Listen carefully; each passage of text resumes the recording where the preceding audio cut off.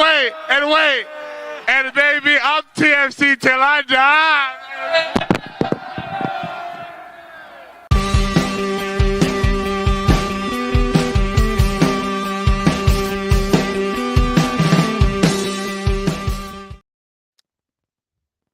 Because we have an MLS Cup and Montreal does not. I can't say it as nicely as Jonathan Osorio, but welcome back to Toronto Till I Die, the Toronto FC fan show. I'm Mike Newell, and I am really tired. Like, it was a long weekend, but a great weekend to watch the Reds live away in Montreal. Get a Derby Day sweep over CF Montreal. We'll talk a little bit about that. We're going to be talking, of course, about the new transfer of Henry Wingo into Toronto FC. We're going to do a little Herds the Word. As you can hear, my voice is still going and coming back a little bit. We're going to get into some 3 questions, and of course, we will get into some of your comments here live on the show. But as always, joined by my co-hosts, Michael Singh and Jeffrey P. Nesker. Gents, how was your weekend? How did you take in the Derby? Just how's life in general? How's the sun is shining? It is warm. Derby Day wins. We're feeling great over here. I think Richard summed it up. Like, it's always a good weekend after Toronto FC beats Montreal. I think that's all we need to say there. And I can't wait for this episode because, Mike, you obviously made the trip down to Montreal. That's your voice. And I can't wait for us to peel the curtain back and just hear how that experience was. Because it is, honestly, it's a bit of a foreign concept to a lot of TFC fans, traveling to away games, what all goes into it. So I'm going to ask a ton of questions. Me too, yeah. Hopefully you guys find it, insightful there. Yeah. I mean, he probably can't answer, so we're going to have to develop signals or something, or he's going to have to write on a pad or use sign language once his voice goes. But we'll try desperately to get it done.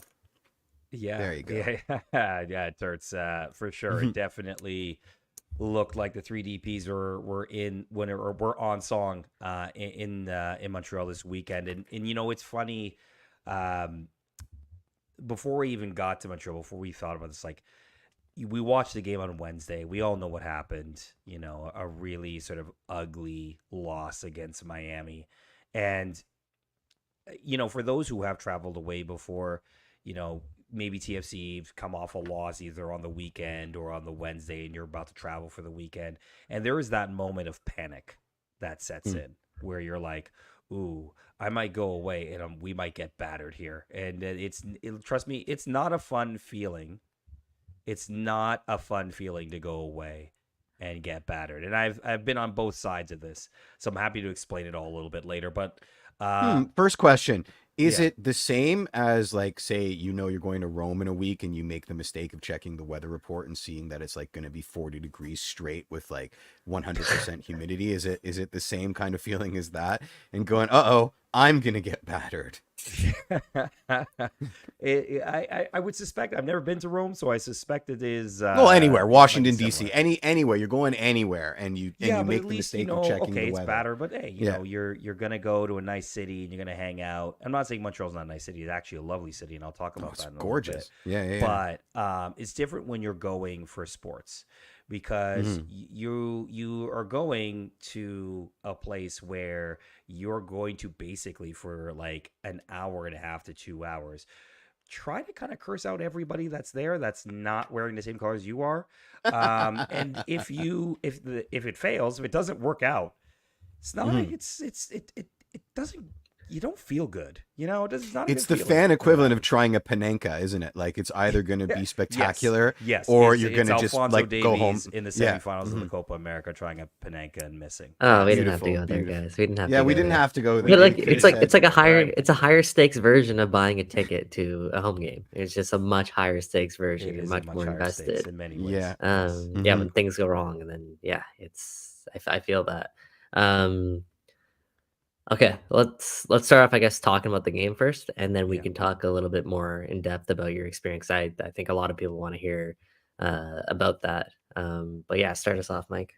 Yeah, it's a 1-0 win for your Toronto FC against CF Montreal, a game in which John Herdman described as one where he was impressed with the fight back, considering the result on Wednesday, and I think also um, felt that the team had a little bit more control of and really showed up in this game. And I would concur. Like there were moments that CF Montreal had for sure. And they definitely obviously improved from the 5-1 loss, and you could feel it palpably in the stadium that there was a sense of we need to get one back on these guys, considering the results back in May. But, I think in the end of the day, TFC put in what I would call a professional performance. I don't know how you guys would think about that, but it felt like a game where they had the measure of CF Montreal, even though CF Montreal played very well, and they did play well. Let's just admit that. But I really didn't. There were very few points in the game where I really got truly worried about the result. What I'd love to get your guys' thoughts on that. You said Sure. Montreal. You said Montreal played well there. I feel like Montreal, okay, maybe played well is a bit high. At least showed like they were playing like they were in a derby compared to the result in May. Does that make sense? Yes, definitely a more improved effort there. I'm definitely more up for it. I thought the game was pretty underwhelming as a whole. Um, it was pretty boring, to be completely honest, from a derby standard, and from what we've seen from past Montreal Toronto games. Were there a few chippy moments? Sure, yeah, there were. Always Was there is. a ton And of handbags at the end. yeah, Always. but maybe Yeah, not as little. much as we've seen, in past derbies. Were there a ton of goal scoring opportunities? No. Was there some pretty poor play in between all of that? Yeah, I'd say so. So overall, like I didn't think the game was great as a whole, but for Toronto FC, that's not a bad thing.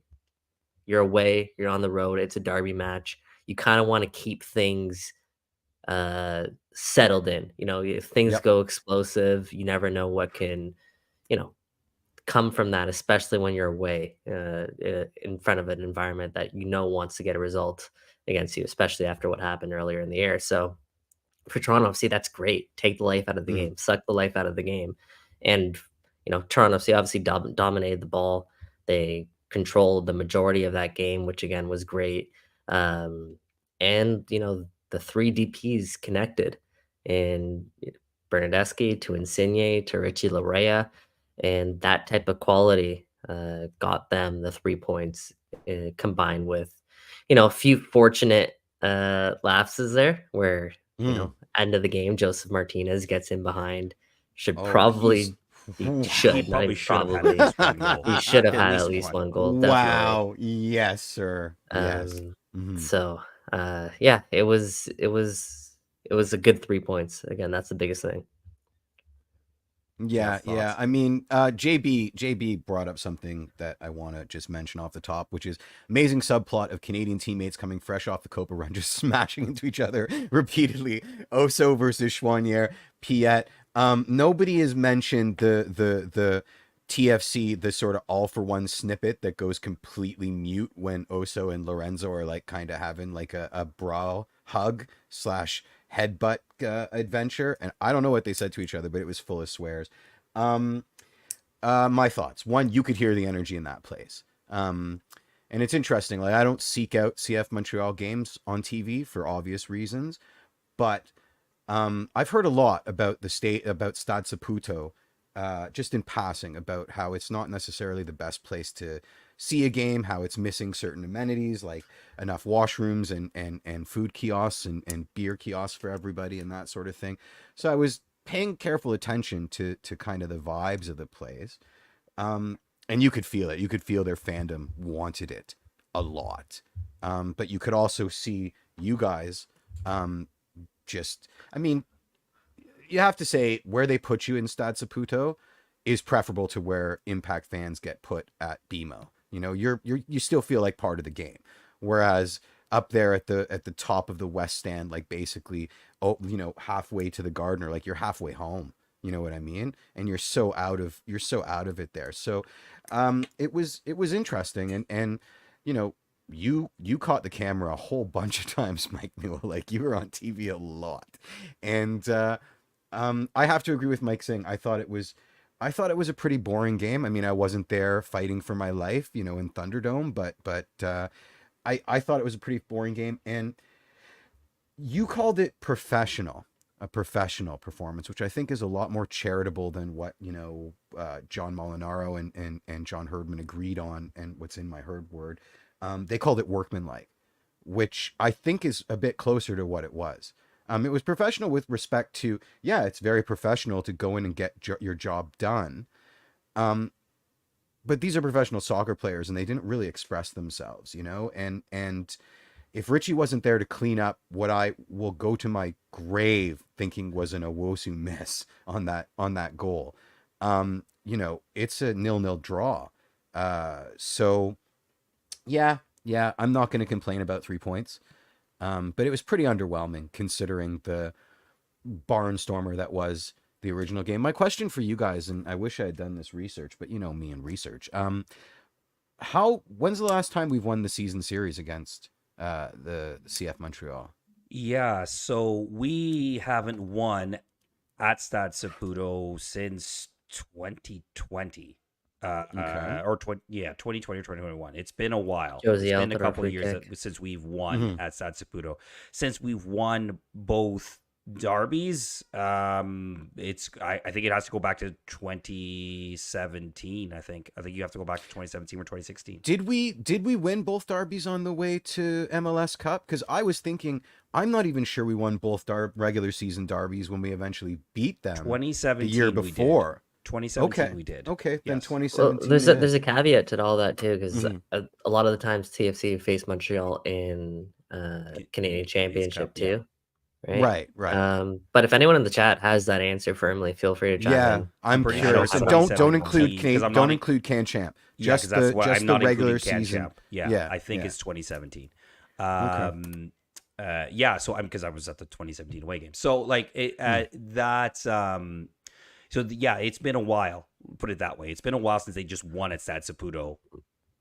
Period. Right. So that I think that speaks to some of the reaction that you've seen from people that were there. I'll sort of just take some governance, and when I say professional win, I think what I meant more workmanlike. So that's fair. That's a fair call out. I think that when you look at some of the players that, you know, in the stands, the fans were sort of cheering and applauding and really going in for, like we've talked about Kosi Thompson. I thought Man of the match. I thought he had He had a game. he had a game. He had My a God. game. You know, Yeah. and then, you know, I think like, all right, Shane O'Neill, again, not perfect, but I thought had an all right game, right, from a defensive He's perspective. so tricky and dynamic. You can't account for what he's going to do because he doesn't play like a defender. He doesn't Neil really Deeney play sometimes. Yeah, you know? exactly. He pulls it out. Exactly. And that's great, man. Like, you want that on your team. You know what I mean? I think a lot of that's the role he's been asked to play, right? Playing the right side of a back three, it does give you liberty to at times push up to midfield a little bit more, which is, I guarantee you, not something he's done a whole ton of his career. Like Shane O'Neill, when he first joined TFC, he was known as like the stay-at-home defender and really good at defending. You still see that element in his game. He's such a warrior, such a battler. You know, gives 110% every single time on the pitch, every single tackle he puts himself into. You still see that. But then you also see times where he's pushing up the right side and he's making overlapping or, you know, underlapping runs. Yeah. But getting It's into crazy. the final third, getting to the box. I love and it. You know, at times he finds himself with the ball at his feet in some pretty unfamiliar areas. But yeah, I love that part. I think Kosi's a great shout. The one thing about Kosi I would love to mention is earlier this season, I believe it was Kosi that came out and said John Herdman tasked him with absorbing a little bit of Davy Flores' game and Yes. becoming a player that's like Davy Flores. Yeah. Ooh. Up until Saturday, I didn't think that was possible. I did not think that they were same type of player, similar characteristics. I didn't think, yeah, Kosi Thompson game could really translate into a Davy Flores like game. That Hmm. said, uh, I mean, we all know this already, but John Herdman showing clearly why he's a lot smarter than I am. He looked like the exact mold of a player you'd want in that position. A guy who was, you know, we know he reps Toronto, but like in this derby, he's diving into challenges. He's putting his body on the line. His work rate up and down the pitch, covering ground. There's several times where TFC went down to 10 men for various reasons. And it's Kosi Thompson that has to either cover a right center back or cover a right wing back. And he was just playing all over the park. And I thought his game was a lot cleaner, but at the same time, Hmm. a lot messier, if that A makes lot sense, messier, yeah. He got without the ball. stuck in. So, He had murder eyes. It was crazy. well, Nathan says Cozy is a Rexdale man's. He can do anything. I'll leave that up Shout out to the. Rexdale. Shout out Rexdale. Yeah, like it's interesting because in these last couple of games, and now of course this could be about freshening the squad and rotating ahead of Leagues Cup, a heavy sort of run into Leagues Cup as we've talked about on this show. But it looks like John Herdman is trusting Kosi Thompson a little bit more. Yes, of course, there is the injury issue, and yes, there is, depth and things like that. We've talked about that. But there also seems to be that John Herdman is trusting Kosi Thompson a little bit more in certain scenarios to come in and do a job, right? And this is what I was kind of talking about on the show, I think last week or the week before, when we were saying that it's okay if the academy produces guys who can come in and do a job. They're not all going to be stars that you sell to Europe for millions of dollars. Sometimes they become really important linchpin role guys in your team, whether they start or come off the bench as one of the first guys off the bench. I think that's okay if some of your academy products turn out to be a player like that. And that's 100%. where right now I kind of see Kosi Thompson. And I would go further. I mean, we're seeing this out of Cozy because he's getting regular minutes. I mean, it's not rocket science. Players need regular minutes, especially players that are developing. Tertz came in off the top rope. 2019 was the last time TFC did the double, won the season series over Montreal, 2-0 away and 2-1 at home. So we can be forgiven because it's the same red kits, right? So 2019 was the big red that was single button Pozuelo in kit, the rain. yeah. That was Pozuelo in the rain, and Pozuelo in the rain. The last one in I think Spain Josie falls mainly on the plane. Yeah. Exactly. Maybe we could talk about the goal, because I think the movement on the goal, I know we talk about this as being a workman-like performance, but I think the movement on the goal with the three DPs really kind of highlights what could be, right? I don't want to say what could have been, because, we've talked about the three DPs not being on the field at the same time, but, that kind of idea of what could be in terms of that interchange between especially Lorenzo and Fede, setting that up, and then a great ball by Lorenzo, and of course Richie kind of doing what he does best, getting into spots and scoring. Wanted to get your guys' thought on that, because in the stadium, a few people thought it was offside originally. It was not, obviously, but wanted to get your thoughts on the goal and sort of the build up to that goal. Yeah, Bernardeschi's original run was very, very, very tight. I didn't get another chance to look at the replay again. But my first thought was that could potentially be offside. The ball to Insigne was onside by a mile. So was the ball to Richie. So that one was probably Thanks, the Joel most Waterman. questionable in how wide open Insigne was. But he was onside by a mile. I do have question marks about the original ball, but anyways, I digress. Yeah, I mean that's what you pay for. That is what you want to see happen more and more often. Insigne and Bernardeschi linking up for meaningful plays, and plays that result in clear cut chances. I don't, if we were gonna guess, all three of us, I'm sure, who's Insigne's passes to the most, or who Bernardeschi passes to the most. It's the other Italian, right? We see that's a them try no-brainer. to link up. Usually it's kind of switch to switch, go isolate, go 1v1, take on your defender. This time they were able to come across, and Insigne made a really smart run. Bernardeschi's run was arguably even better in the pass. found each other, and then Insigne's, yeah, that's what you pay for, that class to pick Richie out of the far post. Like that's not easy. That stuff gets taken for granted. So yeah, very, very, very nice goal, but that's what you gotta expect. That's gotta be the bar for those three players and the amount of money that they make. 100%. Do you think that Owusu was the intended target of that cross, or Insigne was just putting it in the mixer? It's a good question. I think he puts it in the mixer. I think the idea is that if Owusu can get there, that he'd be the first. But I think God he for also Richie at the sees back Richie post, yeah. making is starting to sort of bust a gut to get to that back post, right? Mhm. So I think you put that ball in that area, and either one are going to have an opportunity to get it, Yeah. right? And it just Okay. happens to be Richie gets there kind of first with the Great sliding finish. opportunity, and it is a great finish. Yeah, Great really finish. nice finish. Yeah, Really nice really finish. nice I mean, you finish. guys you're mirroring what Matty Doyle said in his Sunday column, which is, that goal, that sort of passage of play is exactly what we all had dancing around in our heads when we first signed these guys 2 years ago. And then he raised another really interesting point. He said those things don't happen very often if you limit Berna to a wingback role, and that you need to start moving him further up the pitch so he gets more involved in plays, which I thought was a little binary and limiting.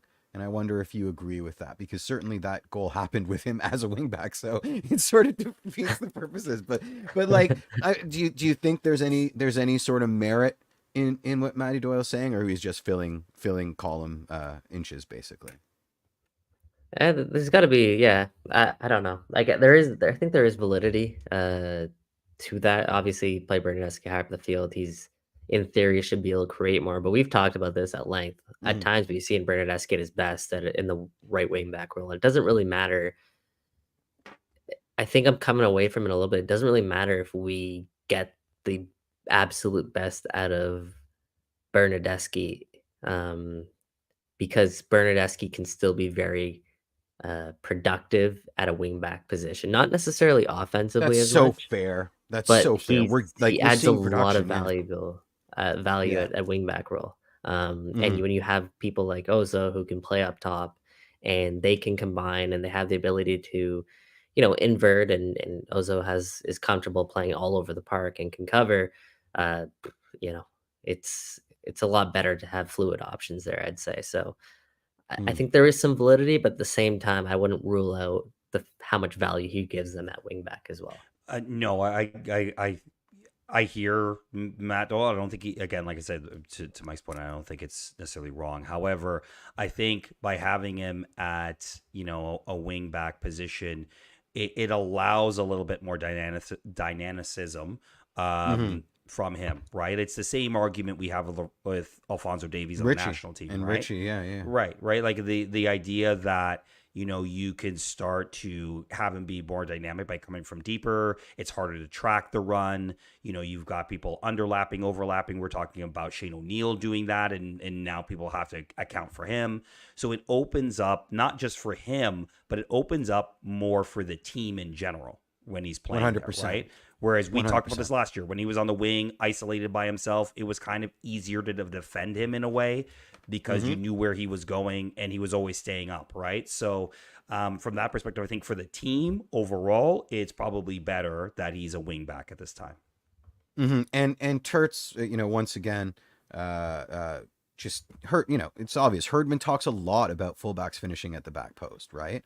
And so we saw that, and I think Matt Doyle is kind of ignoring that maybe Herdman's ideal plan is attacking wingbacks, and that Berna's perfectly, he's perfect where he is, kind of thing. He's also, yeah, he's got the fitness to go up and down, and get forward, get back. Like his work rate is Insane.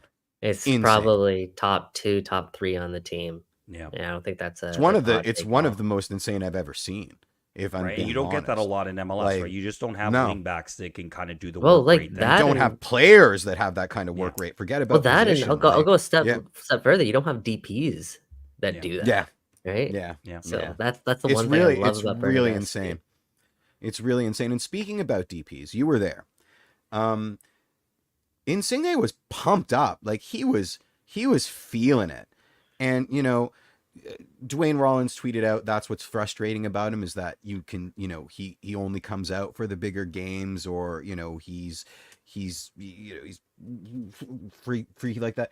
What I want to say, what I want to ask you is, you see those all for one videos post game, and he looks like he's eaten all the caffeine pills, right? Like he is maddeningly up for it. Did you see that all game long, like right from the opening whistle? Because he covered a lot of ground. Yeah, I don't think some of those criticisms are fair of him. I think like he is in a lot of games, right? I think just there are times where things just aren't working, and yes, again, you see a lot of people talk about body language and things like that from him specifically. And it would be frustrating for a player that knows he can play at that caliber to not have things work. But I wouldn't say that like there was a lack of energy from him in most games that he plays. Oh, right? I'm saying the opposite. I thought he was no, was for a this ball game, of yeah, fire absolutely. that If whole you're game. talking Yeah. about in this specific context, yeah, of course. I think they were all pumped up for the derby. I think the combination of Wednesday's result and this being a derby, and knowing that there are going to be a lot of traveling support, and look, you have Richie and Oso back, and I think that gets played up a little bit. In terms of their Toronto guys, and they talk about the rivalry and blah, blah, blah. But I think there is a little something to that, where it is something where they can sort of speak to how important that Berna and Fede, Fede and Lorenzo can understand, right? They can understand a derby. They can understand, the importance of a derby and coming out and giving a performance, right? So they're from Europe. I think they understand a derby. Right? Like, come on. Well, like on. in that context too, I guess last night, I don't know if you guys have anything else you want to touch on with this game specifically, but big picture, it's a 6-pointer against a rival. You're coming off a really, really tough stretch, a really, really tough, let's call it month and a half, maybe even more of action. But you get this victory on the road, your second win, your last 3 games, heading into a rather long break from league play. So in that context, is this the type of win that you think can help TFC turn the corner here on what's been a really, really tough stretch? Are we there yet with this 3 points? More so than the Philadelphia win. Go ahead, Jeff. Way more than the Philadelphia win.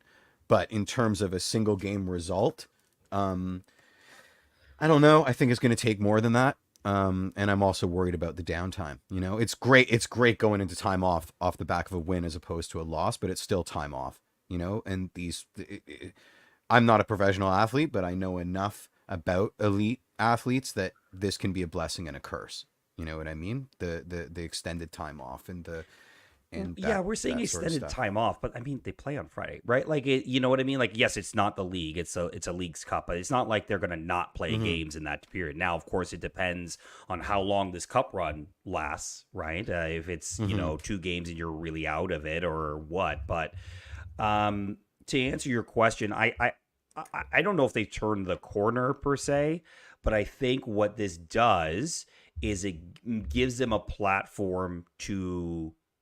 There's only 8-9 games left in the actual season. Yeah, there's only 8 games left in the season for them. You get the win, you stay 8th, okay? You stay ahead of Atlanta, who are 2 points behind you. You keep Philly and Montreal 3 points behind you. They all have a game in hand, right? The majority of the teams that are below us in the table have games in hand on us. Right. Awesome. So and a better goal differential. And a much better goal difference. What are we at? We're at minus 13, right? We're at minus 13. Yikes. So, from that perspective, that is the most important thing. I don't know if they've turned the table. The final 8 games are still going to be tough. This is still not an easy sort of run in. I mean, if I'm looking at their run in, and I just want to pull it up really quick. So give me 1 second. Yeah. Start with Houston away, which is not an easy that's game. Not an easy. Houston are playing really well this year. You still got a Canadian Championship semi to squeeze in there as well. you're running. You still got Columbus. You've got a good Colorado team this year. You got an improving Chicago team. You still got the Red Bulls in the league, and you still got Inter Miami to end the season, right? So you still got a decently tough run in. Even the games. I mean, look, we've already lost to DC United. That's going to be at home, and then you take your chances with Austin, right? But that's the biggest thing. You get the 3 points, you stay in the playoff spot, and that gives you a platform to then push on. Whether they turn the corner or not, in the league at least, that still remains to be seen. I'm fine with that. One more thing I wanted to bring up about the game itself. We talked a little bit about Montreal missing chances. Joseph Martinez probably should have had at least one, maybe two. Ghost of Joseph Martinez. I think Kokoro put one off the post. Yeah. But I will say, and I'm not sure if this spoils the herd's the word, but a little bit. But Herdman talked a little bit about the difference between like sort of Wednesday nights defending and Saturday's a lot about defending, where they never gave up on the play, even though Joseph in both cases was kind of in. Defenders never gave up on the play and did enough to put him off. Like the first opportunity in the first half, everyone in the section held their breath because there's like Joseph Martinez pretty much on the break. Beautiful ball played in by Sosa. Gorgeous. You talking about Joseph Martinez 2018, 2019, Joseph Martinez buries right? that. Easy.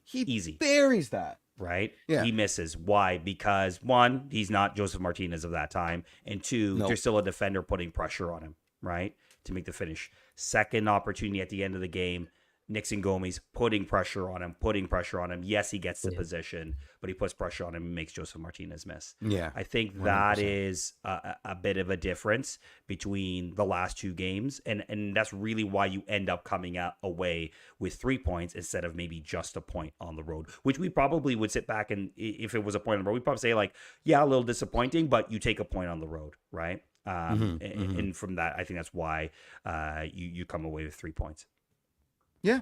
Like you said, workmanlike. Like you said, 100%. You want to get into your experiences because people have been asking me, and I know Mike and I want to ask you. This one. How many away trips to Montreal is this for you? This has got to be 8 or 9 now, I think. Okay. Wow. Where does it rank in terms of like, is it near the bottom, in the middle? It's somewhere in the middle. Like the one that I didn't get to go to was a 2016 first leg Eastern final. I didn't get to go to that because I had to work. So, but I've been with some big wins. I've been some massive. I was there, unfortunately, for the 2015 playoff game. The humbling. I was there for that. Yikes. I've been in the Big O in 2013. So it's somewhere in the middle. I think the 2017 the 2017 away game with Seba scoring and doing the little scooter celebration, that was incredible. Yeah, it was really nice. 2019 was a lot of fun. Because that got delayed by a thunderstorm, and then funny enough, so not game related, but there's a double rainbow before the game kicked off. Oh my god! Over the so awesome. I don't know if the camera caught that or not. But from where we saw, there was a double rainbow actually coming out because it had poured just before. Fantastic. We got into the stadium. It also had a double rainbow that night as well. And then I believe it was Pozuelo scoring, and then I'm pretty sure it was Josie finishing the second goal that night. But that was a fun night. So there's been a lot of fun sort of away trips to Montreal. Okay, I have a question. How does it work? How do you decide? Is it just you randomly deciding, hey, you know what, TFC is playing Montreal? I know you're involved in Kings, so I don't know if it's a Kings thing. But how would someone who is, maybe not as involved, how would they go about making the trip to Montreal? Is it just as easy as buying tickets, or how does it work? Yeah, so traditionally there's kind of like two ways, and I'm sure there's other people that have other ways as well, but these are sort of the two most common ways I find that people end up going Let's go. away. So the first one is, yes, you're a supporter, you're affiliated with a supporters group. The hosting club, so in this case CF Montreal, provides a link to tickets, and that's provided to the supporter group members. Then you buy your tickets there. So in Montreal, we're always in section 112. So basically that it is that sort of one side of the one end of the field, and then you're facing the Ultras, which funny enough, Montreal 1642, their other supporter group in the north end of the stadium, they're right beside us essentially, like maybe like a section over. But as you see in some of the pictures, they actually no longer, I think, back in the day, like when I first went, like in 2010, they like let you go down to the bottom of the rails in the section, like at the front. They no longer let you do that. You now have to stay at the back of the section, and then they've actually changed the seating a little bit so that essentially they have taken out, like they take out a row or two of seats. So they can just put where coppers that or barrier security. is. Yeah, so that's where the security sit. But no mesh, no, like you're not in a cage, right? Like I've been No. I've been to stadiums in Belgium where the away support is like in a mesh pocket, basically. Yeah, and it there's goes none of the that. entire length of the, and beer cans don't go through mesh, obviously. So yeah, well, you're actually mm-hmm. further up than it looks. So Okay. I mean, you got to have a bit of a cannon to get a beer out there or something, right? But yeah, you're at the back of the section. Toronto FC fans are encouraged to buy away tickets. It's just generally it's a bit safer to stay in this stands. I will say this, like generally Montreal fans, like aside from the Ultra, like you're not really going to be running into too many issues from that perspective. We'll get to that in a second, because yeah, I cut we'll you get to off, that in a second. and I think you were going to mention TFC abroad or whatever the service is, the second option. So then there's this other end where, like, if you wanted to go just as a fan yourself, you can buy tickets from the club, right? So you can buy tickets from Montreal, whether you get the supporter group link and want to sit in the support section. You may not want to. So you can buy tickets randomly. I met a lovely couple who recognized me and shouted out the pod. I'm sorry, I'm forgetting your names, but I met you on Boulevard de Maisonneuve. Were they wearing colors though? Were they wearing no, they TFC colors? But they were shopping. It was earlier on the day. But Well, shout out to the lovely couple. yeah, shout out to the lovely couple. I'm sorry, I forgot their name. I was already okay. We'll find deep. out later. But they were, you can buy tickets randomly. They bought tickets randomly and are sitting in a random part of the stadium. I think eventually, like, some do come up to the supporter section, even though they don't have tickets in the sports section, just because, like, they may feel like they want to be a part of that. And generally speaking, we like try to make space to let them in, right? So that. But I mean that speaks to me of a certain lack of security in your section if they're just letting any randos come in, right? Well, I'm a TFC fan. Ignore the impact bell tattoo on my. They'll have gear on. They'll have gear on. So like generally speaking, that'll happen. And then there are, like, you could see it in the stand. There were a smattering of red in like little 2s and 4s, whatever, around the stadium. Okay. So that also happens as well. So but I guess to clean up, to tie a bow on the how, there's also TFC abroad, and they or whatever they're called, I can't remember, and they facilitate TFC on the road. TFC on the road, that's what it is. And they facilitate the same sort of thing that Kings would do, giving you access to those tickets, but they would also organize like a charter bus and stuff like that. So it's kind of a plug and play thing. Certainly, if this is your first attempt at this, I would recommend that kind of plug and play thing. Hotels. Is there any kind of unified hotel situation, or is it sort of every person for themselves kind of thing? No, because again, like it depends on like it's not cheap to your travel budget in Major League Soccer to travel away. Even Montreal at 6 hours away, it's still not cheap. So you kind of do what you want. Like you talked about the bus. That bus is same day, right? So you'll get there same day. You'll leave right after the game. So a lot of people do that and don't stay in town. Yikes. I've done it once. It's tough. It's even 6 hours. I've done those right? before. Like, I'm not 20 anymore. I ain't ever doing that again. Yeah. The supporter groups will find generally hotels either stay by or stay close by, again, depending on budget. Most people so there's downtown. Coordination is what I'm saying. It's not absolutely. Yeah. Okay. The march to the stadium, you participate, I assume? You kind of forced to. It depends on who you Explain are. that. There How you do you go. mean you're kind of forced to? And then if you could also add wearing colors. You just said there were random people wearing TFC colors at Sad Saputo that weren't in the away section. I'm under the impression you're forced to march. If you're wearing colors, you're a lightning rod for all the security there, especially if you're wearing them on the walk into the stadium.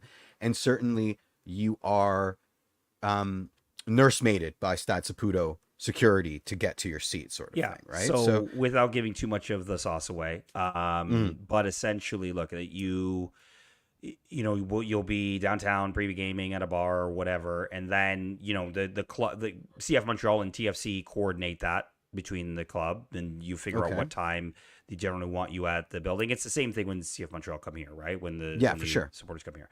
So you'll get on the metro, you go, and then there is a specific, there's, I don't think this is a secret to anybody. There's a specific station that they ask TFC supporters to get off at, because there's two basically that will get you off at. I didn't know that. This is not. This is very much news to me. Anyway, yeah. keep So going. you get off, and then so this time, and it has happened before as well. You'll be greeted by both Stade Saputo security, Montreal police, and TFC staff. At wow. the station. So basically, because the way that Which one's chewing their fingernails the most? The TFC staff? TFC staff, TFC staff, 100%. I love them all to death. They were, that it's a tense. Yeah. Like, not to laugh too much. It can be a tense situation depending. But Oh, for sure. the way that the walk is, it actually takes you. It's a bit of a walk actually from the station to get to the away gate. So that's why. They'll have security walk us basically and marches from it's not a frog march, don't get me wrong, it's nothing that strict, but they basically escort you from the subway station to the gate. So and do they let you use flares and smoke and all that stuff, or not at all? The smoke has gone off. That's fine. It's gotten different in the last couple of years. It's gotten a little tighter in terms of security. Like before you just walk on the sidewalk around. There have been incidents and issues. I don't really want to go into what those are. That's not really what I'm trying to perpetuate here. But now they shut the street down. So the whole street that you walk on, you used to do the sidewalk. Now they make you cross the street and walk up the road. So, you walk up the road. That's what we did on Saturday. And then you get to your gate. So that's generally how that works. Okay. Once you're in your section, are there any special rules for commiserating? Like, do you have to wait for specific moments to go out and use the facilities or go buy beer or that sort of thing? Do you have a dedicated beer person, or they just let you mingle with the riffraff, sight unseen kind of thing? So no, I mean, look, it's you can go to the washroom whenever you want. You get a beer whenever you want. You are sort of asked to stay in a certain area. Right. And it just doesn't makes no sense for you to go anywhere else anyway. They keep everything fairly close. Porta potty washrooms, by the way, they use like trailer washrooms down there, which is nothing really but the best for the traveling fans, and have flooded in the past. So it's if there's try to get some permanent bathrooms. Yummy. Come on. But so basically, look, you're kind of confined to one sort of rectangular slice of the stadium from that perspective, and there's security around at all times to just keep trouble from happening. Again, these things sometimes do happen, but that's generally how that works. Okay, and then my last question before I open it up to Mike is, they make you wait after the final whistle, right? Until the rest of the fans clear out. Are they aware of the pain points where there may be less virtuistic members of the opposite fandom kind of waiting for you guys when you get out? Or is it simply once they've cleared of any insurance risk, they just let you go? So as long as there's nobody milling out in places that they have to be accountable for, they let you go. And by that point, the TFC staff have gone home because it's every man for themselves kind of thing. Yeah, so again, that's another thing that has evolved over time. Originally, it was more like what you said, right? Basically, once you leave the gates, you're on your own. Okay. If anybody's familiar with Stad Saputo, in that sort of north, somebody correct my geography. I think it's northeast gate, but somebody correct me if I'm wrong on that.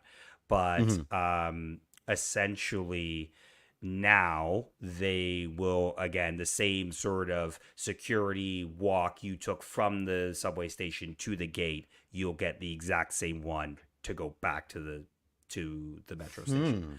Now, when they're holding you, are you allowed to go to the washroom? Are you allowed to commiserate, or are you stuck there? They generally keep you in. No, they pen you in. This is the one time Okay. you kind of get penned, is at All the right. end of the game. So go to the porta potty before the final whistle, or you're going. That for would it be out my there, recommendation, essentially. or Okay. just try, All right. just try to keep it light. The one thing I will say is, if you're familiar with Stad Saputo, at that gate there is lots of trees, lots of like green space and trees.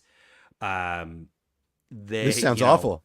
Well, at night when you can't see, this is why you have to be marched. As you said, unsavory elements. Things have happened before, so that's why that sort of extra. Wait, are we talking about measure like of- walking into a tree? Like, No, like well, A I tree mean, wearing hiding. all trees black. don't punch, That's man. Trees don't. yeah. A trees tree. don't wear Okay, black I and was punch. gonna- Yeah. So- A tree wearing a black T-shirt with a bad attitude is essentially what you walk into. Yeah. Okay, I think it's a. my- let Go go ahead. ahead, Jeff. You have one more thing.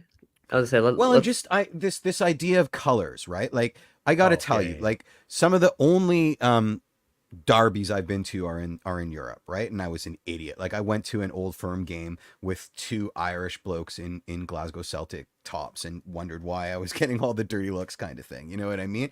And colors are important. There are bars in Glasgow, just to use Glasgow as an example, that you don't wear. They don't let you wear any colors because they don't want that kind of trouble, right? So further up on the, I lost it a long time ago, but somebody in the chat was saying, they walked in TFC colors. And I've heard other people on Reddit and on Twitter saying, bring it in a bag with you, wear a t-shirt, and then go change into your colors, kind of thing. So, what is it? Obviously, you're going there to be a proud fan, but you also don't want to be a score for violence. You know what I mean? Like, you Yeah. got to be smart about it, sort of thing. So, Yeah, what's the best way to do it? Just wear your colors and hope for the this best? is just my or... this is just my personal opinion, right? Because Okay. you got to do what you feel is best for you and the people you're coming with. I wore my TFC kit. I think you saw the pictures. I'm in my Yeah. kit. Yeah. I think you're fine if you wear your kit. I really do. I think you will be fine. I do also understand if people feel concerned about it.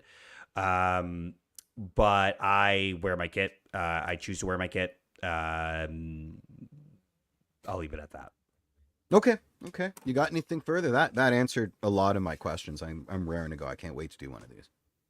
no, yeah, no, it's cool. Worth mentioning. Like this does sound like it's specifically a lot of this chatter is specifically for TFC Montreal games. Yeah, it's almost. know. It's only for TFC Montreal. There you go. Yeah. Okay. Just it's Yeah, good to someone in the clarify. chat was saying it sounds way more intense than TFC versus Vancouver, which Oh, yeah. Vancouver's so laid back. I No, mean, no. there is no hijinks in Vancouver. Yeah, and I don't want to put Yeah.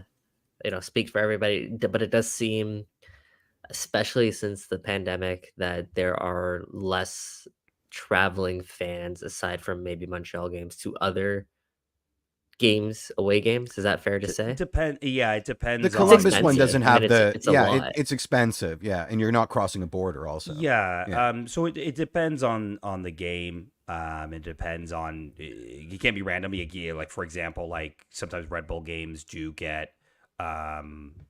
People go to Red Bull games or they'll go to NYCFC.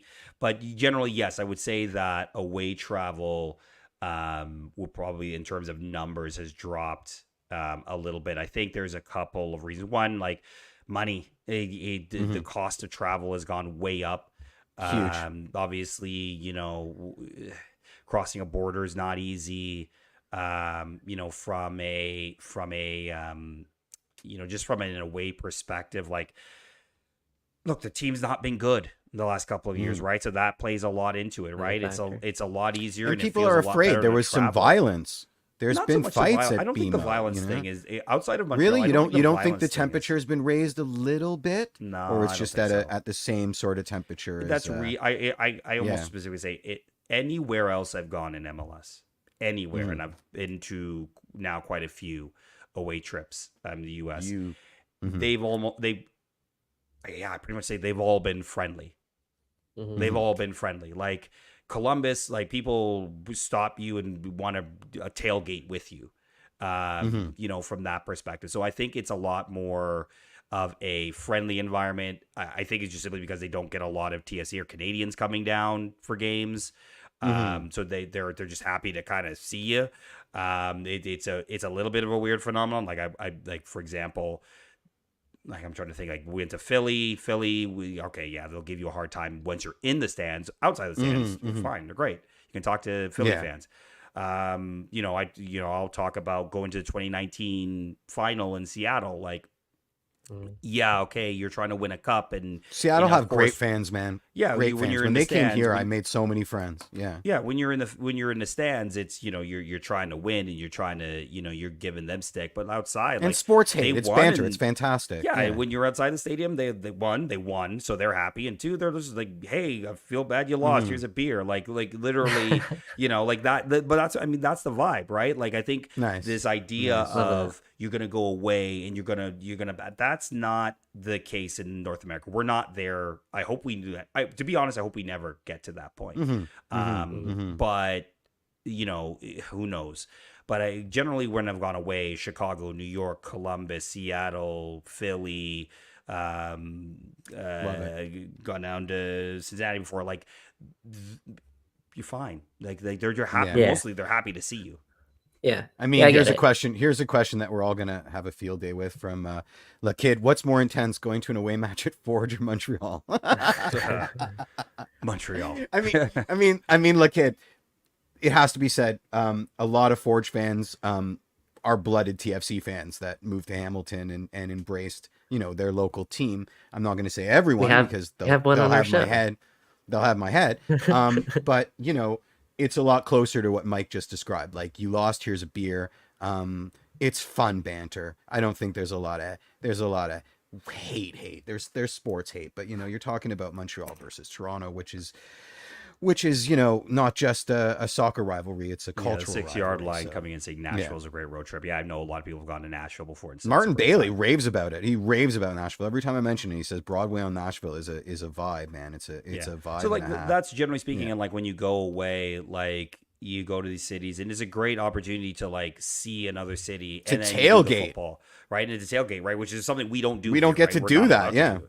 So Yeah, like from exactly. that perspective, I have a question about tailgates. Actually, now that you Okay, mention wait. it, do you ask- pay money at the tailgate, or do you just walk up? Do you just soldier up and grab a hot dog? It depends on where like- you are.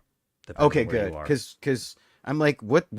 They don't like communism down there, and it looks about as communist as it comes. Like, everybody's That just is, that's rolling probably up the and most like Yeah. socialist play. Because you go walk Yeah, in, and yeah. people will just literally give you a hot dog. Sometimes you have to pay. Like sometimes they ask you to pay because like obviously some guy has got all the dogs or all the meat, yeah, right, yeah. or all the beers or whatever. But generally, But that's like, pay what again, you can. That's also communist as hell. Like, we should have those. Oh, I've been to a Bills game, but I was way too young, and I didn't tailgate at Bills games back when I went there. Yeah, I was properly young. Go ahead, Mike. Anyway. Okay. We got off the rails. We got a Mm. ton still to get to. And Yeah. let's move on. Okay, cool. I didn't know if you had another question. That was- Didn't know if you had another question. I thought you had another question. That was his question. Quickly, the last thing I'll just quickly say about like away days and stuff like that. Yes, they are the best days. They are fucking awesome, right? Like I love away days. If you can do it, I would highly recommend doing it.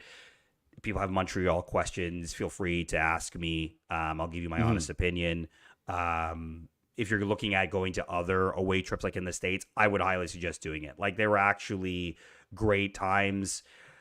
Win or lose, I mean, it kind of sucks, obviously. If you go away and you lose, it does really suck. But at the same time, like, I think you'll have a great time. And generally speaking, I put it this way, for those who are worried about like crowd trouble. So if you're looking for trouble, you'll find it. If you're not looking for trouble, you'll be completely fine. Right? That's I'll leave it at that. 100%. 100%. We're all not idiots. Like, just don't be an idiot. 100%. Yeah. 100%. All right, Richard, did they sell Schwartz's smoked meat sandwiches at Saputo Stadium? I don't think they do. Do they? I wouldn't. I'm not getting the foot at Saputo Stadium. I'm sorry. Like that stadium is the most like temporary looking thing in my like. Okay. It's like think. I thought you were about to say I hate BMO. Schwartz's, and I was about to like yell at you No, for no. about 25 minutes. No. So yeah. Okay. I went up the same floor too for bagels. I would say think of if you've never been to Stade Saputo, think BMO Field circa 2008, 9. Yikes. That's kind of what you're looking at. I'm thinking about all right. it. Herd's the word. Okay. You want to jump into that, Jeff? Yeah. Of course. With limited prep, let's just roll right into it because I don't have it queued or anything. Here we go. Can I see that paper for a sec? Huh, that's odd. What are you talking about? Oh, have you not heard? Heard what? Heard the word. Heard the word. Don't you know about the herd? Surfing!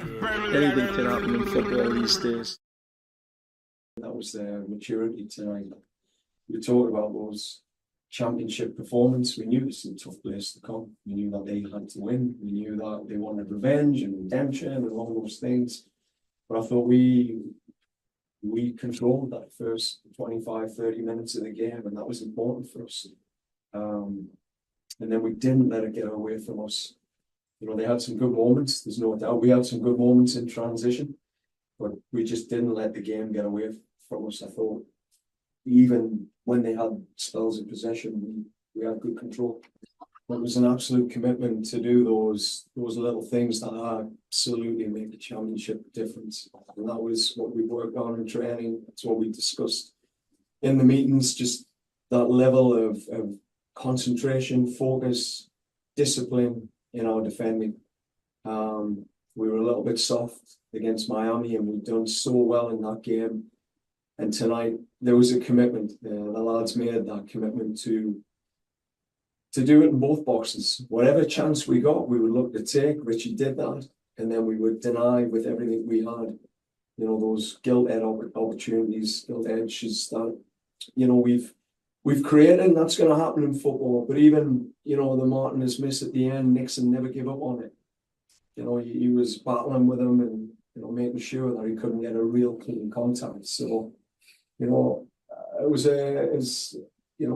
think John Molinaro just said it's a workman-like performance. It was a real professional performance there. It was solid.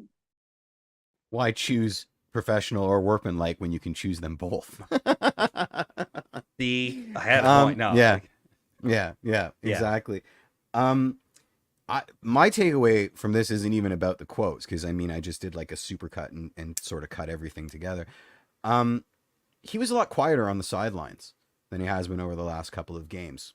Maybe it's because they didn't put a mic right near. They got wise and decided not to put a mic near the TFC bench anymore, because the last two Apple games, all you heard was Herdman screaming cuss words from the sidelines. But what are your thoughts on that little doozy of a supercut? Yeah, it's sort of what we talked about at the beginning of the show, right? Like it definitely, I think it was one of those things where he recognizes that this team isn't exactly playing the top level right now, but they grinded out a result on the road, and that keeps the heat off the team a little bit, right? There's definitely things the team needs to work on. The last sort of 20 minutes of games where they kind of fizzle out a bit and let teams come onto them, that's still a thing that they need to work on, and it definitely happened on Saturday. But they were able to keep their composure and keep their nerve, right? So that's positive. Yeah, do you guys remember how many road wins TFC had last year? Zero. They won one. Right? No, I think it was zero. It was zero. 0 wins away from home last season. Yeah. So TFC already have 3 this year. So that just adds to kind of the importance of the 3 points versus maybe the means to get there. But that's the kind of stuff that can spur a team forward, right? You grind out a result. All of a sudden, the vibes are a lot better heading into the break. Training becomes a lot lighter, a lot more, like I said, a lot more laughs, a lot more them, quite frankly, just having fun as opposed to being tense and letting Yeah. maybe some of the emotion boil over. So to get that 3 points heading into the break, from my opinion, was huge. So I agree with Huge. everything essentially that Herdman said there. Love it. Yeah. Love it. We'll move on to really- 3 questions. Go no, ahead. actually, before we do that really quickly, transfers. So obviously, Oh, yeah, you everybody's probably, if you're asking. watching this, you've probably already seen Toronto FC has signed a new center back, a new defender. I know he's not always a center back, but Henry Wingo from the same club that Davy Flores came from, and in Hungary. But Is that true? basically, yeah, Oh, Cool. wow. the same club. So, yep, comes in. I'll be perfectly honest, don't know a lot about him. I know he played in MLS. I vaguely remember him playing for the Sounders back in like 2017, but like I think he played like 400 bits for them, so not a lot. But understand he's versatile, can play outside back, has, at least in the last year, played as a right-sided center back in a back three. So Mike, I Different think club, this... by the way. Sorry? Yeah. Different club. Both David F names, Flores. but yeah. Just saying, I yeah, couldn't. yeah. I can't pronounce either of those, so they might as well be the same. But Fair enough. yeah. But here's but it sounds like, Mike, you talked about earlier in the year TFC potentially looking for a right-sided center back that can maybe carry the ball a little bit better than Shane O'Neill, as much as we were lauding Maldini, Shane O'Neill here. Again, I don't know a lot about Henry Wingo other than It's a great name, and I'm gonna have so much fun with it. Like it's exactly. not even funny, But it sounds like that's the kind of player they've brought in. Yeah, I mean, first of all, position-wise, yeah, you're right, bang on. He started his career off as a winger, maybe even wing back, and eventually transitioned into a right-sided center back, at times even center back. That's what he's played most recently, there in Hungary. Wingo on the wing, And had to do it. Sorry. Wingo on the wing. Somebody Yeah. did it already. But yeah, the idea is that he's going to slot into the back three there on the right side. So exactly where that Shane O'Neill position is. Look, 28 years old. So a guy who I think when you're looking at age is within the realm of not going too old, but still, getting someone who's incredibly experienced now. Obviously has a maturity of playing overseas. Was he the most important player for his club team? No, not quite. Nope. But he still played significant roles in getting them 4 league titles, and that does mean something. Like, this guy is a winner. Obviously, before that, he played for the Sounders and came up playing through Seattle's academy and eventually through their first team. So, again, another winning franchise. I think that's a really big thing to emphasize here. Jason Hernandez came out and said that this was a guy that they were targeting, early on in the year. They weren't able to really? strike a deal because the club was making their push towards another league title, and then they didn't want to let Wingo go. But now they get their players, so it'll be interesting to see exactly how his profile fits. When you kind of take a step back, you just look at it from afar without knowing much about the player. It's not the most glorious signing. It's not one that's gonna get fans energized or re-energized around this team, but it could be a signing that ends up being a smart signing, a smart under the radar signing, addressing Which is what a we do very now. a very clear need. And I imagine, given that it's a free transfer, it's not much. It's not one that's going to come in at a very costly number either.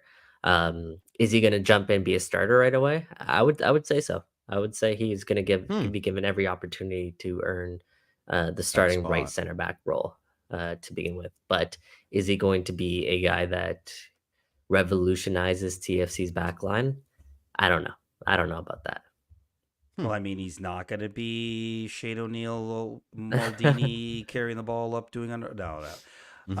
Yeah, look, I think that it is funny because with the new roster rules that have now finally officially been announced by Major League Soccer, it's going to be interesting how TFC start to bounce. It's obviously, like you said, not a DP, not a big splashy signing.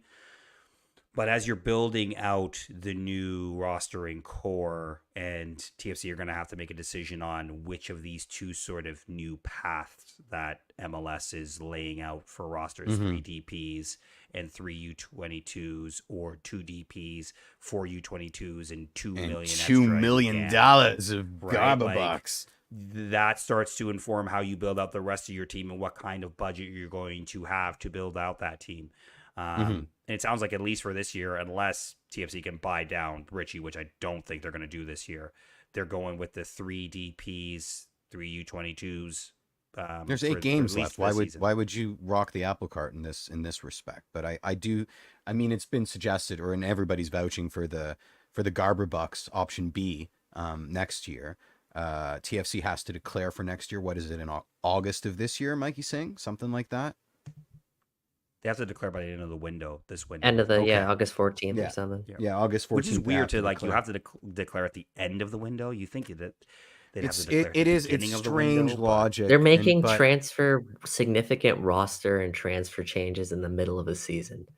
Mhm. That's the That most is the bizarre most part MLS of all thing. of this. Yeah, That it is is the most bizarre. MLS thing ever. And then it gets But on announced, this like, move, I love this move.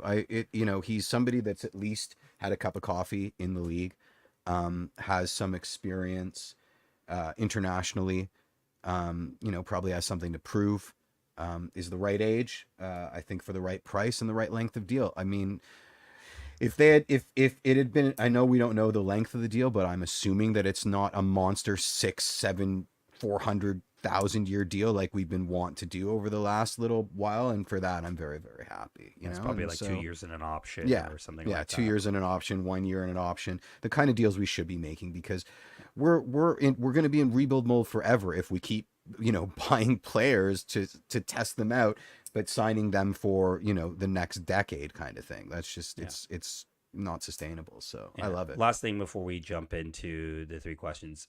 Mhm. I know a lot of you are in the comments asking about rumors.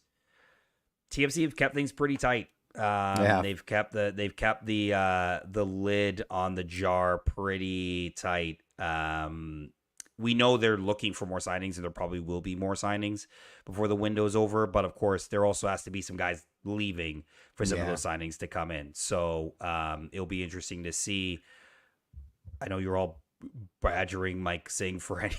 Guys, I don't do this stuff anymore. But actually, technically, can I be technically here? Tom Bogert is now spilling TFC content, but he's spilling it for GMS. So is that pretty much me? Yeah, you are Tom Bogert now. Yeah, pretty much. I think that's how it works. Really, right? So that is how it works. You didn't actually sign Tom Bogert. It's just you using Tom Bogert's likeness. Tom Bogert doesn't exist. It's just an AVI. It's just that, you. It's a mask that Mike Singh wears when he wants to do scoops. It's not going to be a Stacchio. I mean, never say never. Everybody's screaming for Stacks, and I don't think it's because playing in riding the pine in Porto is that much preferable to regular minutes at TFC. But we don't have the money. We don't have the money for Steven Eustachio. And if he's not coming on a sweetheart deal. So I just never say never. He's probably going to sign tomorrow, but I don't think it's happening. Well, look, the big thing to mention, as Mike mentioned, TFC has 3 designated players on the roster. Yeah, he's not. Right? Yeah. They have those spots filled. Could they actually change that? Perhaps. There's a possibility, but doesn't look like it unless something has shifted drastically behind the scenes, which, by the way, it has. The MLSC has a new CEO. They have a new head there. Talked about that. But I don't think it's that significant quite yet. Yeah, no, look. But G Money, he's not coming here for 700,000 USD. He's not coming here for Porto prices. G Money just said he makes 700K USD. No, he's Porto. coming for $1 million. He's coming for $1 million. He's coming for a bag of money, right? Even if he stayed in Europe, you're going to have to pay him up. 100%. To make him leave Europe, you're going to have to pay him a bag, which is fine. Yeah. I think right now for TFC, look, they got the 3 DPs. They're going to have to go with the 3 U22s again, unless they somehow magically came on a magic bag of MLS TAM magic beans. Thank you, man. Which, by the way, Miami bought Diego Gomez for $2 or $3 million. They flipped him for $18 million to Brighton. Yeah. So I maybe know.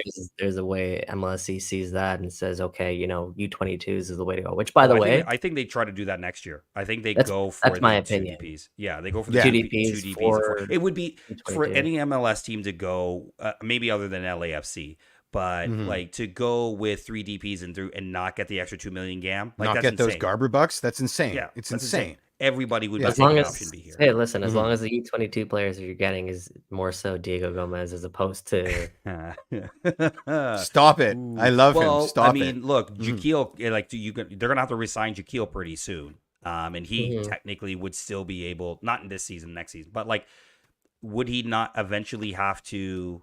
He could still fit as a U22 player. he Yeah. could, but U23 players should be reserved for people who you expect to make a lot of Yeah, he'd be a bet salary. like he's a homegrown Mhm. player. Why would you And put a him in that roster relief? transfer Yeah. fee. Like it could, Yeah. you could potentially. But you're really not taking If advantage that's of the if that's what, incentivizes Shaquille to stay, right? If fair. Shaquille is Fair. like, "Hey, you know what? I'm gonna go try elsewhere." Okay, maybe we can throw, X amount of dollars at you, and therefore his capital, it comes in at 200K. Mhm. But, I think the preferred resource for that is more times than Young not, South Americans. it's more so exactly, young South Americans, people you can actually spend a transfer fee on without that affecting your salary budget. Yep. That's 100%. that's probably the ideal route, but there are exceptions. Maybe Jaquil falls into that which by the way, last couple games we've seen positive signs if he keeps progressing like this. Yeah. That's Yeah. the big thing. Yeah, Fair. we'll get Fair. we'll spare you, Mr. Singh. We'll get Bogart back on at some point. Let him spill some beans. You mean Mike will get or- Bogart on for us? Yes, We'll get that's yeah, it. exactly. But now we're gonna actually have to pay for him. Yeah, Gotta pay me now. Yeah, exactly. Isn't your money paying for all Yikes. this anyway? Yeah. All Three right, questions. 3 questions, Mr. Singh. You're leading this one. Yeah, let's do it. So just off the Henry Wingo discussion, it got me wondering because I was like, yeah, is he going to be starting? Is he not going to be starting? You look across TFC's, back line, their center defense there, specifically just their center defense. I'm curious to get your guys' opinion on this. Who is Toronto FC's best central defender from what we've seen? Who'd you guys say that I is? thought a lot Mike, about go this. ahead. Go ahead, Jeff. You go first. Okay. Head, Long, Hart, Nixon Gomes. What does that mean? Oh, sorry. Go ahead, Jeff. Go. Well, because I think Kevin Long is a better overall defender. He's got more experience. He doesn't give you hives like Nixon Gomes can on occasion. You guys thought I was going to say I'm Mabika, but Nixon Gomes is one, we found him out of nowhere. He's making, less than I do a year. And he's ridiculous. He's such an exciting player. Like it in terms of like the story, in terms of the potential, he's not a baked cake yet. Kevin Long is a baked cake, but he is on paper our best defender, I think. Mike, what do you think? So the question is best defender or best center back? Best center back. Right. Yeah, I think it's Nixon Gomes at the moment. And I'm Really? the reason I say that. The reason I say that is I'm a value for money guy. And I think right now the value you're getting for him, for what you're paying him on that contract, is insane. It's insane. Like It's you insane. essentially now have a starting center back at like a rookie salary. League minimum, yeah. Mhm.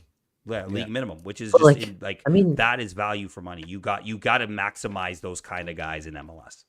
well, like Yeah. Henry Wingo, like I a lot of I liken it to Nixon Gomes a little bit, like not really on a lot of people's radar. Could come in and not be flashy, but still be very effective. Nixon Gomes, though, like he came through a pretty prominent academy in England. There, 21 years old. That's the type of stuff you want to continue to explore and see if you can Oh, seek so opportunities exciting. like that more. I don't think And he So G-Money exciting. said that. I don't think he you know, gets the- enough like he credit. doesn't. Yeah. Gomez doesn't even take a senior roster spot. And he Yeah, signed for it's potentially mental. up to 4 years, right? It's Yeah. not a short term or Yeah. long term contract. Like Kevin Long's contract could potentially actually be over this year if TFC don't decide to exercise his option. So, I would Yeah. say maybe a hot take, but Raul Petretta is their Central best. I don't think defender. that's a hot take. I don't think that's a hot take. Yeah, like not like middle defender, but part of the back three. I would say he's Yeah, I don't think probably it's a hot take. TFC's I, think, best. I don't I think think it's he's a been hot pretty take. solid this year. He's had moments, but I think he's been pretty relatively solid for the Yeah, team this year. playing in a fairly unnatural position for him too. It's I just agree. again that salary thing is always going to be the thing that people course. come back to, right? Mm-hmm. Of course. Mm-hmm. But yeah, if you're looking for value per dollar, it's definitely Nixon Gomez. Oh yeah. Yeah. Right. Yeah. Yeah. Okay. Let's move on. Let's fire through these. Second question here. It was right. So Yeah. TFC. Are they closer now that we're like what 25 games into the season? Yeah. Are 26? Are they closer to the team that we saw at the start of the year, or are they closer to the team that we saw during this past 2 month and a half 2 month stretch?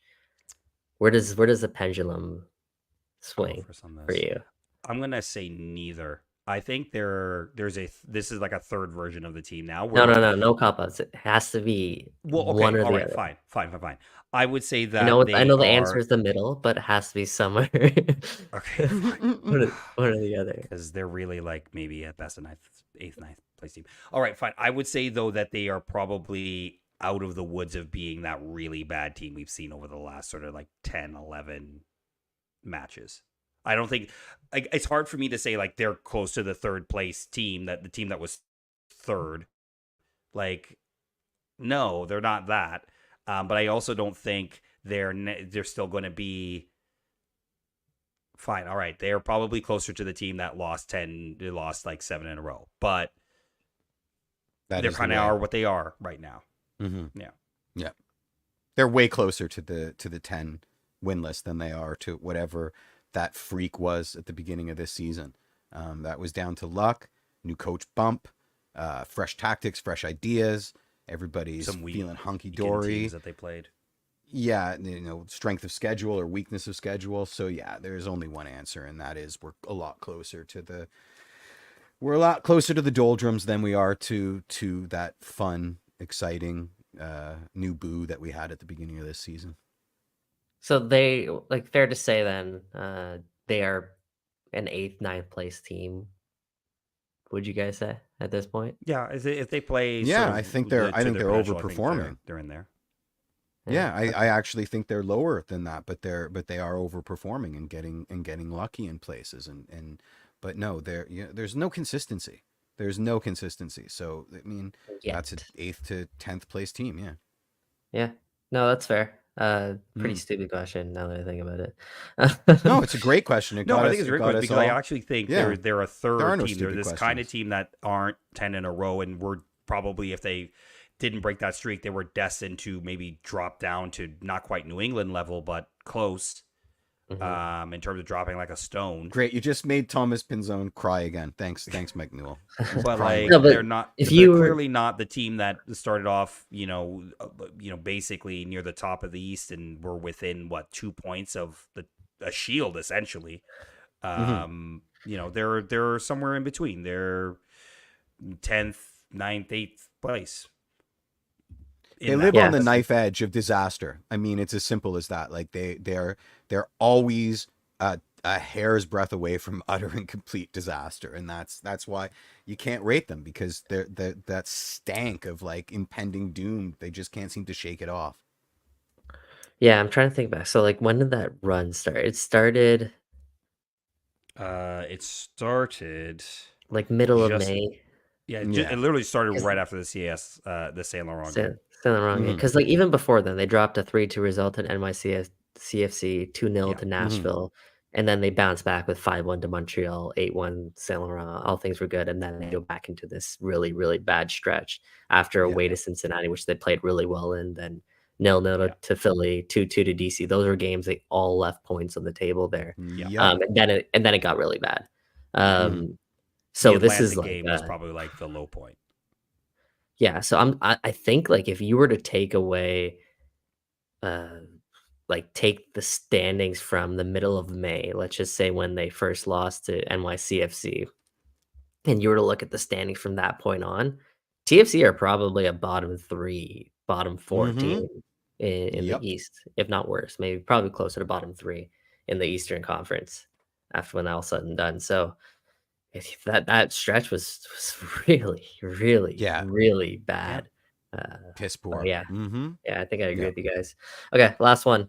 Leagues Cup coming Let's up. go. Game Saturday against the New York Red Bulls. Are you Away, ready? Can you taste it? first of Mm. 2 games in their group stage. Easy one here, and I'm curious to hear what you guys think. Should TFC Mhm. go all out for the Leagues Cup? Play best 11, try and advance as far as possible, go for a trophy in the Leagues Cup, or does it give them an opportunity to uh, get other players minutes, try some things, uh, rejuvenate the squad, give Bernardeschi and Insigne some time off their feet? Newell, you want to go first? Sure. I think people know my thoughts on the League's Cup. I don't care for it. I don't think it's an excuse for MLS to make money off Apple and to make money off Liga MX and essentially have a tournament where they can say that they can beat Liga MX because Liga MX is kind of like not in the full flow of their season. Mhm. Yeah. So do they go for it? I think you still put out decent 11s. You got to give the guys a little bit of run. You don't want them to get like stale. Taking essentially almost a month off before they play Yeah. a league There's game a again. danger there. Yeah. So I think you play those players. Do I think your guns akimbo going for a League's Cup? No. You want to get the champion. The prize of winning League's Cup is getting to the Champions Cup, right? That's the sort of the carrot of making this a thing that you want people to or teams to take seriously. You have a Mhm. great chance to overturn a 2-1 deficit against Forge and get to another cup final, which is for fans, I think, much more important and another route to the Champions Cup. I think you play your players and you give them minutes and you let them keep their legs fresh. If they go out in the group stage, I couldn't care less. Yeah. I mean, I agree. I couldn't care less, but here's the thing. You don't look a gift horse in the mouth. This is a trophy, and let's not forget that up until middle of last year, John Herdman was a tournament coach. So whether or not his tactics and his style are better suited to a tournament than an MLS regular season, a regular domestic season, forget MLS, we don't know yet. But I think you should never ever punt. You know what I mean? It's just like I don't think TFC's in a position to punt anything. There's a trophy on the line. I think it's arrogant to assume we're going to beat Forge, and so this idea that don't worry about the League's Cup because we're going to get our berth in CONCACAF Champions Cup via the Can Champ is the kind of arrogance that led to us getting our clocks cleaned at Tim Hortons Field and some of the losses that we've made. So we're not. I don't like this idea, Jeff. We are not winning this. I mean, because it nobody that doesn't have the name Inter Miami is winning this. Let's be honest, right? Like this is a Mickey Mouse Cup, but like we're in no position to punt. And I don't like that what it says about our club's arrogance that we're even having this conversation. There's a trophy on the line. Do it, like there are tweets going out from all the supporters groups from the American teams that didn't participate in the Open Cup. Austin being a prime example. It's the only one that I can remember reading from their supporters group. And they basically said, we're not coming. You didn't let us participate in Open Cup. We're not even showing up to Leagues Cup, right? So there's this like negative connotations all around Leagues Cup already. And I feel like TFC and TFC's fandom is buying too much into that kind of mob mentality. Like, oh, forget it. Let's just punt it. It's happening whether we like it or not. And there's a trophy on the line. So we're not in any position to like say pish posh to a competitive tournament. You know what I mean? And I do think there's a danger in taking our foot off the gas for a month. Yeah, I think that's a really important point. There's been a Mhm. week off. I think Yeah. Mike, you're alluding to this. You still want to play your best players, keep them fresh, stay in rhythm. Yeah, listen, whatever the prize money is, CONCACAF Champions League spot, a trophy. Last year's Leagues Cup was damn exciting. Like, obviously, for maybe a bit of a different reason with Inter Miami and Lionel Messi making his debut, It was the all the Messi magic effect. that came on. It was unbelievable. It was, Yeah, the you know what goals that he is was now? scoring. Hurt, probably Nashville not was making a playing. great run So too. Yeah, yeah. So And Nashville's um, in hell, so I'm not worried about them. But yeah, yeah, and there's enough time to recover. Like afterwards, go out, play your games. Because if you don't, then you're looking at legit a full month off as opposed to Mhm. potentially 3 weeks off, right? It could be a big difference to people who want to stay fresh. So uh, go for it, see what happens. If Yeah. TFC are playing their best football, it's not like their group is the strongest group out there, right? There are much stronger groups out there in Leagues Cup right now. So yeah, I don't know. You're talking about the Mexican champions and team, in the Red Bull, right? So, Uh-huh. oh, you lose me again. Yeah, that's okay. We're wrapping up the show anyway, so don't worry about it. Yeah. That was the best. I am robot Mike. Anyway, Yeah. go ahead. Yeah, we're the local in it not playing not playing nice with me. So let's wrap this up. All right, thank you all for tuning in to another Toronto Till I Die. Follow us on all the socials. Toronto Till My Toronto Internet Till I Die. Dies. Search it on Google. You'll find us there. Yeah, exactly. We're on Insta, search us at TTID Show. If you're listening on podcast, thank you so much for downloading. Go ahead and leave us a 5-star rating and a nice review. For Jeffrey P. Nesker, for Michael Singh, I'm Mike Newell. If you can hear me, we'll see you next week. Peace, everybody. Cheers. And wait, and baby, I'm TFC till I die.